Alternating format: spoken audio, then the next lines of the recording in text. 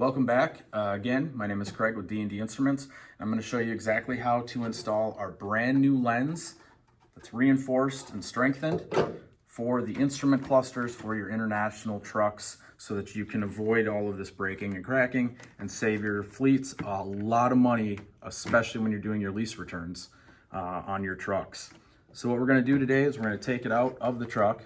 There are 6 screws. There's 1 on top and bottom, or on each side. 2 on the bottom, 2 on the top.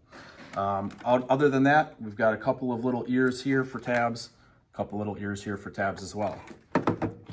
All you need to do this is a small drill or even a hand screwdriver with a T10 Torx. You don't need to do a lot of pressure. You don't need a lot of speed. This is just screws and plastic, so that you don't have to worry about switching out a bunch of tools either. So what we're going to do, now that we've got the screws out, we're just going to take a pick or a small pocket screwdriver, something of that nature. You're just going to pop 2 of these tabs, and once those are off, it just peels right off. Throw it in the garbage. We don't need the core. You are buying a brand new product. There's no core on it. Slip it back on nice and easy. Flip it over.